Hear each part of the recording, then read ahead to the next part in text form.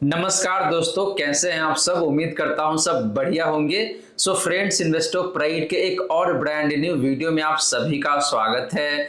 And guys, आज के इस वीडियो में हम लोग बात करने वाले हैं कि भाई अगर आप एक म्यूचुअल फंड इन्वेस्टर है, म्यूचुअल फंड में लॉन्ग टर्म के लिए इन्वेस्ट करना चाहते हैं, फॉर एग्जांपल अगर आप 15 से 20 सालों के लिए इन्वेस्ट करना चाहते हैं तो कौन कौन सा म्यूचुअल फंड्स होगा जो कि आपके लिए काफी शानदार हो सकता है, जहां पे रिस्क भी कम हो एंड आपको रिटर्न भी काफी शानदार तरीके से बना के दे। तो गाइस, इसी बात को ध्यान में रखते हुए आज के इस वीडियो में हम लोग बात करने वाले हैं 4 ऐसे म्यूचुअल फंड्स के बारे में जो कि kind of buy and forget mutual funds है, यानी कि आप इन चारों फंड्स में लॉन्ग टर्म के लिए इन्वेस्ट करके चल सकते हैं एंड आने वाले 15 से 20 सालों में आपको ये चारों ही म्यूचुअल फंड्स बेहद ही शानदार तरीके से पैसे बना के दे सकता है। वहीं फ्रेंड्स, अगर आपके मन में कोई डाउट है या फिर कोई क्वेश्चन है म्यूचुअल फंड्स को लेके, देन आप अपना क्वेश्चन कमेंट में पूछ सकते हैं। एंड अगर आप चाहते हैं कि भाई मैं आपका म्यूचुअल फंड पोर्टफोलियो को रिव्यू करूं, इन दैट केस आप अपना पोर्टफोलियो भी कमेंट सेक्शन में ही मेंशन कर सकते हैं। और गाइस, आईटीआर फाइलिंग का जो सीजन है ऑलरेडी स्टार्ट हो चुका है।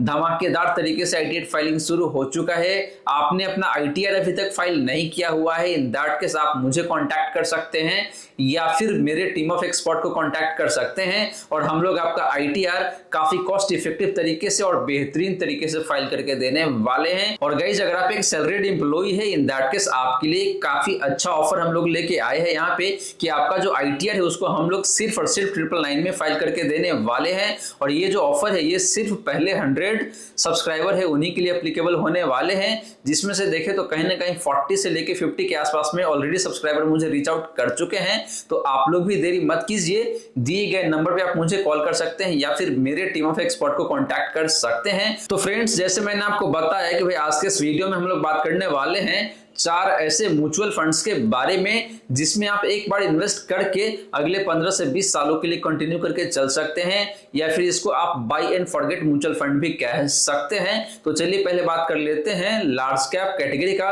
और लार्ज कैप कैटेगरी से हम लोग बात करने वाले हैं इंडेक्स फंड के बारे में। तो फ्रेंड्स, पहले बात करें लार्ज कैप इंडेक्स फंड का, तो हम लोग बात करने वाले हैं HDFC Nifty 50 equal weight index fund का। इस फंड का इक्विटी एलोकेशन की बात करें तो जो लार्ज कैप में एलोकेशन है जो यहाँ पे देखे तो ऑलमोस्ट 97.5% का दिखने को मिल रहा है। मिड कैप स्टॉक्स में जो एलोकेशन है जो है यहाँ पे आपका 2.56% का, एंड आपका स्मॉल कैप पे यहाँ पे बिल्कुल भी एलोकेशन नहीं है। तो सारा का सारा पैसे या तो लार्ज कैप में जा रहा है या फिर मिड कैप में जा रहा है। स्पेशली लार्ज कैप स्टॉक्स में सबसे ज्यादा पैसे है लगभग 97.5% का। तो फ्रेंड्स, इस इंडेक्स फंड का जो कैटेगरी है एंड कैटेगरी के अकॉर्डिंग देखें तो जो एलोकेशन है इक्विटी में वो काफी अच्छा दिखने को मिल रहा है मार्केट कैपिटलाइजेशन के हिसाब से देखते हैं। तो बात करें फ्रेंड इस फंड का फंड साइज यानी कि एसेट अंडर मैनेजमेंट का, तो यहाँ पे आपका 1467 करोड़ का, लगभग देखे तो 1450 करोड़ के आसपास का फंड साइज दिखने को मिल रहा है, जो कि देखे तो ठीक है, ना तो बहुत ज्यादा है और ना ही बहुत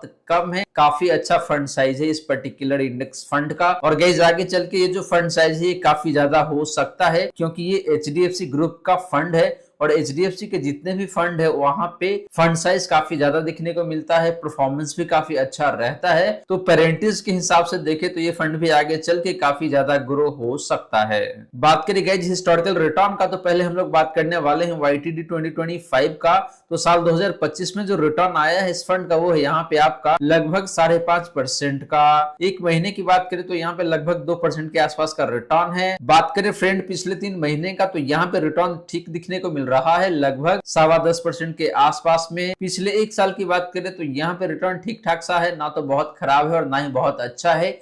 8.15% का रिटर्न है। लेकिन गाइस, जैसे ही आप बात करते हैं पिछले 3 सालों का, तो यहाँ पे रिटर्न काफी शानदार दिखने को मिल जाता है। और एक इंडेक्स फंड ने अगर आपको 19% से ऊपर का रिटर्न बना के दिया हुआ है एनुअल बेसिस पे, तो ये रिटर्न काफी शानदार माना जाएगा। एंड फ्रेंड्स, अगर आप इस फंड का जो रिटर्न है उसको अपने बेंचमार्क या फिर कैटेगरी से कंपैरिजन करते हैं तो ओवरऑल बेसिस पे देखें तो हर एक टाइम फ्रेम में इस फंड का रिटर्न अपने बेंचमार्क एंड कैटेगरी से बेहतर ही दिखने को मिल जाता है।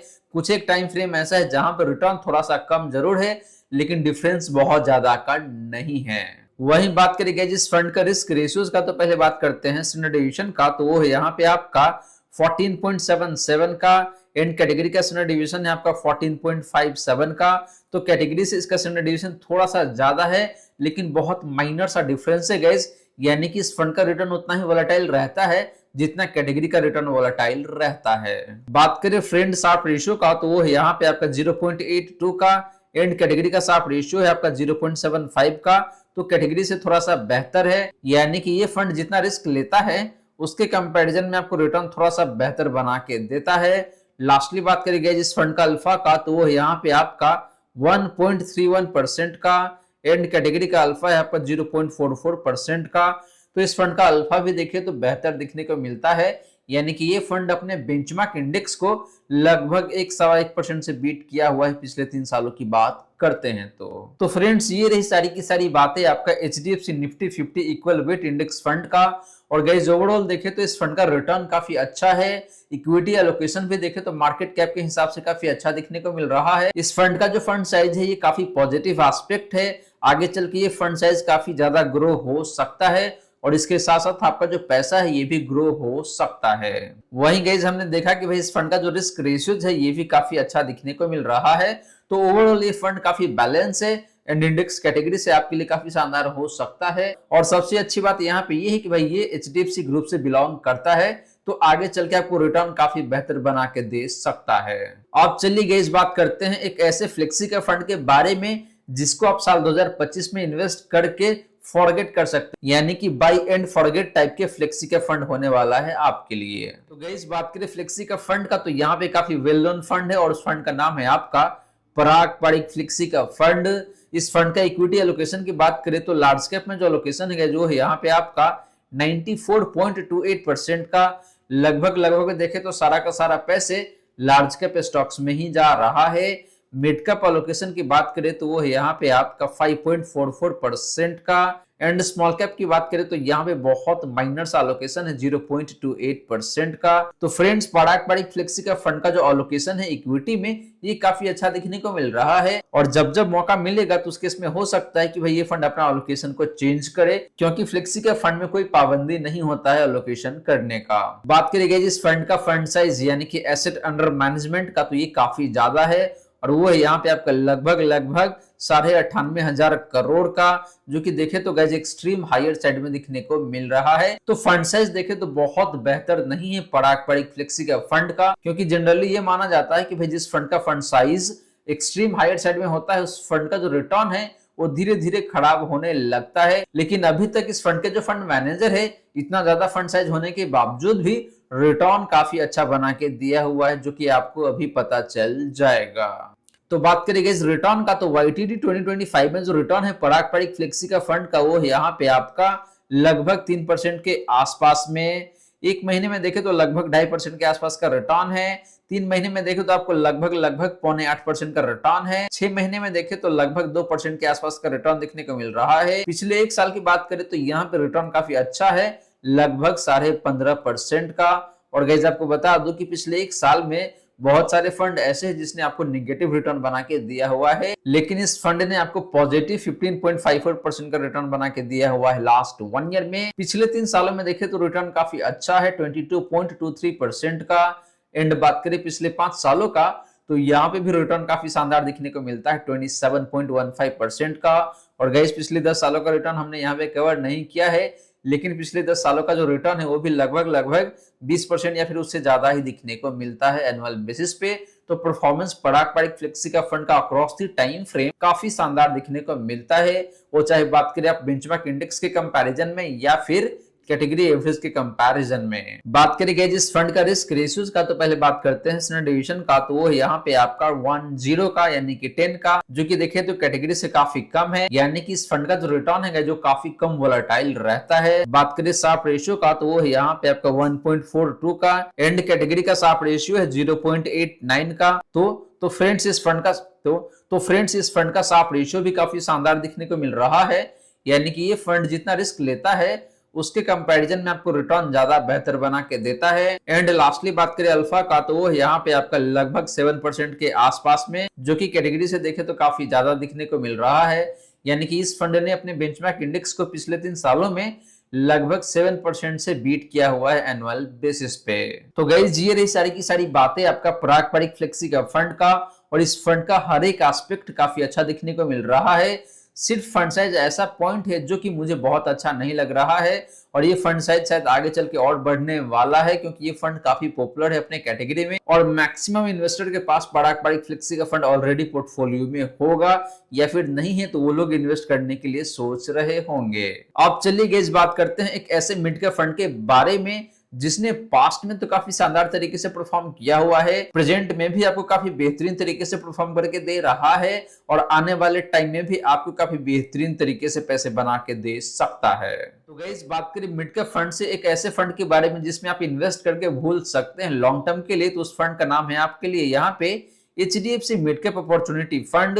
इस फंड का इक्विटी एलोकेशन की बात करें तो लार्ज कैप स्टॉक्स में जो एलोकेशन है जो है यहाँ पे आपका 33.76% का। ये एक मिड कैप कैटेगरी का फंड है, इसके बावजूद भी लार्ज कैप स्टॉक्स में लगभग 34% इन्वेस्ट करा हुआ है। मिड कैप एलोकेशन की बात करें तो वो यहाँ पे आपका 62.18% का, एंड बात करें स्मॉल कैप एलोकेशन का तो वो यहाँ पे आपका लगभग 4% के आसपास में। तो फ्रेंड्स मार्केट कैप के हिसाब से देखें तो एलोकेशन काफी शानदार है HDFC मिड कैप फंड का, और ये भी एक रीजन है जिसकी वजह से इस फंड में गिरावट काफी कम दिखने को मिलता है। बात करें guys HDFC mid cap fund का फंड साइज का तो वो यहाँ पे आपका 74,910 करोड़ का, लगभग 75,000 करोड़ का फंड साइज है HDFC मिड कैप फंड का, जो कि कहीं न कहीं देखे तो हायर साइड में दिखने को मिल रहा है। बात करेगा इस फंड का हिस्टोरिकल रिटर्न का तो साल 2025 में जो रिटर्न है इस फंड का वो है यहाँ पे आपका 0.08% का, बस आपको पॉजिटिव रिटर्न बना के दिया हुआ है, यही बड़ी बात है इस फंड का। पिछले एक महीने की बात करें तो लगभग 6% के आसपास का रिटर्न है, 3 महीने की बात करें तो लगभग 14.5% के आसपास का रिटर्न है। बात करें पिछले एक साल का तो यहाँ पे भी देखें तो लगभग 14.5% के आसपास का रिटर्न देखने को मिल रहा है।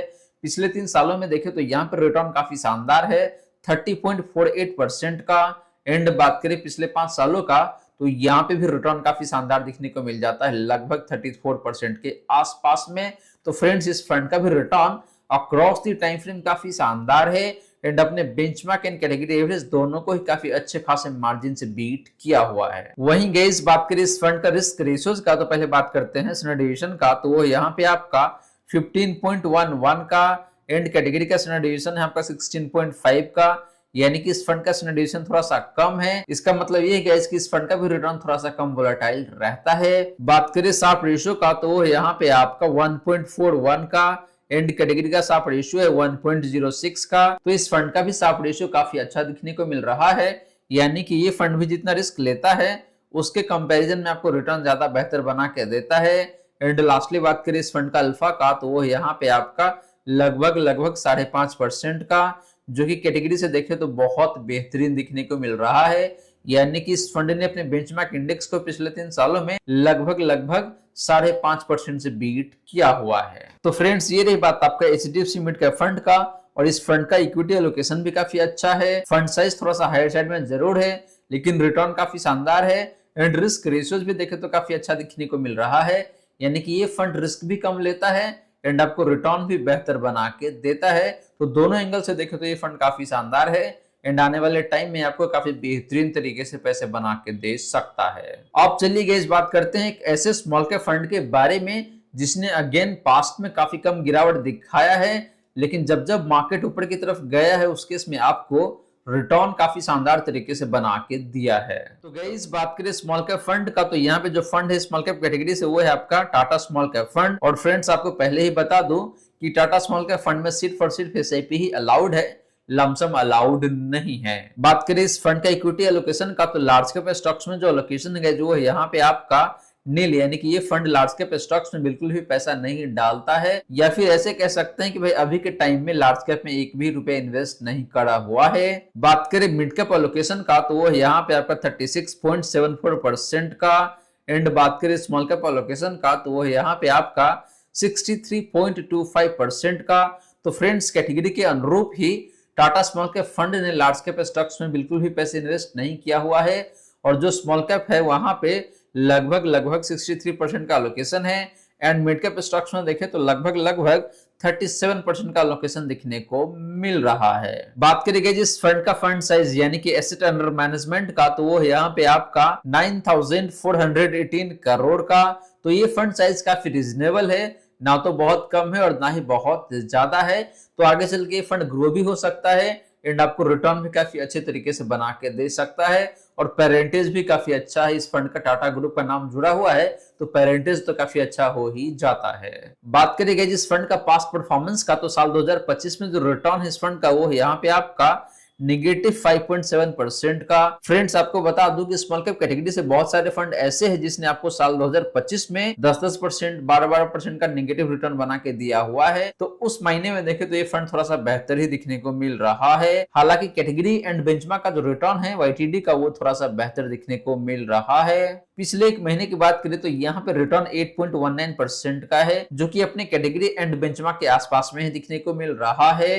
3 महीने की बात करें तो यहाँ पे रिटर्न ठीक है, लगभग 13.14% का। बात करें पिछले एक साल का तो यहाँ पे रिटर्न 14.1% का है।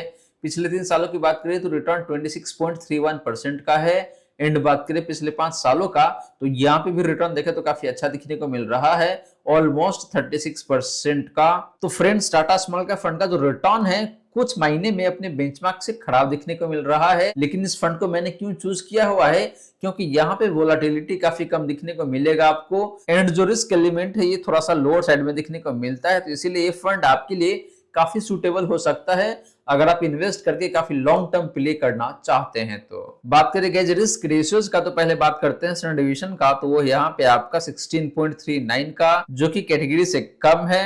तो मैंने ऑलरेडी आपको बताया है कि भाई इस फंड का जो रिटर्न है थोड़ा सा कम वोलाटाइल रहता है जो कि यहाँ पे साफ साफ दिखने को मिल रहा है। बात करेंगे जिस फंड का शार्प रेशियो का, तो वो यहाँ पे आपका 1.16 का जो कि कैटेगरी से थोड़ा सा बेहतर दिखने को मिल रहा है। यानी कि ये फंड जितना रिस्क लेता है उसके तुलना में आपको रिटर्न थोड़ा सा बेहतर बना के देता है। एंड लास्टली बात करें अल्फा का, तो वो यहाँ पे आपका 4.69% का जो कि अगेन देखे तो अपनी कैटेगरी से बेहतर दिखने को मिल रहा है। यानी कि इस फंड ने पिछले 3 सालों में अपने बेंचमार्क इंडेक्स को लगभग देखे तो 4.7% से बीट किया हुआ है। तो फ्रेंड्स ये रही सारी की सारी बातें आपका टाटा स्मॉल कैप फंड का। और गाइस इस फंड का जो इक्विटी एलोकेशन है ये भी काफी अच्छा दिखने को मिल रहा है। फंड साइज काफी बेहतरीन है, रिटर्न भी देखे तो काफी शानदार दिखने को मिल रहा है।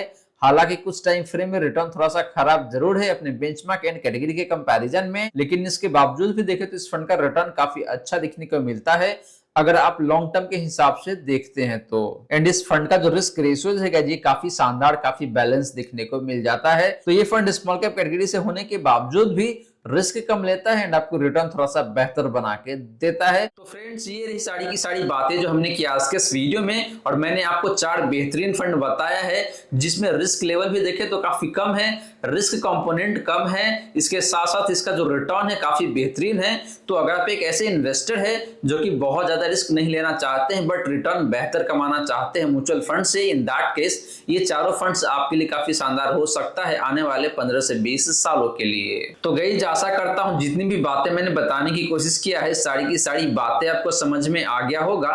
मन में अगर कोई डाउट है या फिर कोई क्वेश्चन है तो कमेंट सेक्शन में पूछ लीजिए। वहीं फ्रेंड्स वीडियो अच्छी लगी हो या फिर वीडियो थोड़ा सा भी यूजफुल हो आप सभी को, देन प्लीज वीडियो को लाइक करके अप्रिशिएट करें। एंड गाइस आपने चैनल को अभी तक सब्सक्राइब नहीं किया हुआ है देन प्लीज सब्सक्राइब कीजिए चैनल को, साथ के साथ गाइस नोटिफिकेशन बेल ऑन करके ऑल पे क्लिक कर लीजिएगा ताकि जब भी इस चैनल पे वीडियो लेके आऊंगा सारे ही वीडियो का नोटिफिकेशन आपको मिलता रहेगा। So friends thank you so much for watching this video. मिलते हैं नेक्स्ट वीडियो में। जय हिंद, जय भारत।